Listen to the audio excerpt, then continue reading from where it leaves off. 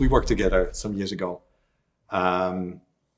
We did a purpose quest. That's how I call it these days. It was a bit of longer work, but and it was in the context of Mobius, who sort of train executives and helps executives at critical points in their life. But somehow something was awoken or something was reactivated. And can you say, now looking back 4 years from now, what is it that, Sure. Well, let's not talk around the issue. I mean, I was in the process of considering whether I wanted to participate in the selection of Unilever's next CEO. Yeah. And the Mobius process that you took me through was one of quite deep introspection about whys and why nots of a decision. And I was carrying around some false assumptions that being a chief exec, you had to conform to some stereotype of being a chief exec. And you helped me to see that there was tremendous potential to give back in this role, almost a responsibility to the people in the organization, but also an opportunity to impact the world at a bigger scale. But you also helped me by giving me permission to do it on my own terms. Hanging on to some of the things, some of my stupid pastimes that are important to me. Right. Which are you still doing? I do. I just got back from a motorcycle trip across South Africa. Great. And so that was a very important few days that we spent together 4 years ago. And for good or for bad, it's given me this tremendous opportunity to adopt a leadership position in Unilever.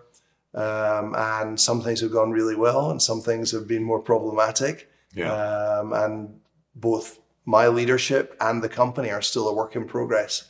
So more still to do. Yeah, well, I'm sure you're on the right track and you look very well. I truly believe you found your shared purpose and you're giving a lot to Unilever, but also to the world, just being a role model leader and just to be a role model yourself, right? A role model, Alan.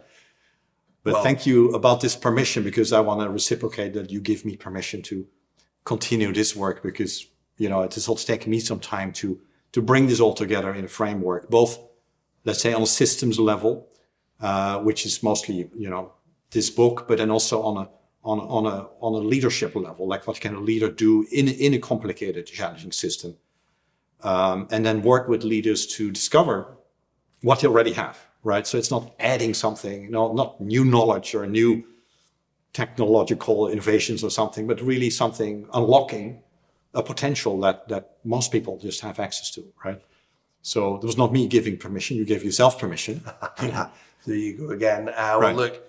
I know that this has been a labor of love for you, and I think we talked about the research you were doing on this as long ago as 3 years ago, and I'm delighted that it's finally come to fruition. I think it's an important contribution to leadership and literature on leadership. And I wish you much success with the book. Thank you. And for us, it's not about literature. We also want to bring it in practice, working with young leaders, upcoming leaders, and of course, established leaders.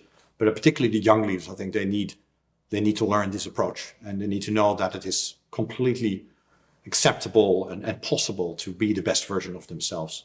They don't have to, And I think the good news there is there are more and more leaders coming into big businesses as chief exec who role model the type of behavior and approach to leadership that you're advocating here. And the day of the autocratic, high ego, command and control leader, I think are gone. Good. All right. Thank you so much, Alan. Thanks again, Sander. And we'll be in touch. Thank you. Bet. Cheers. Yeah.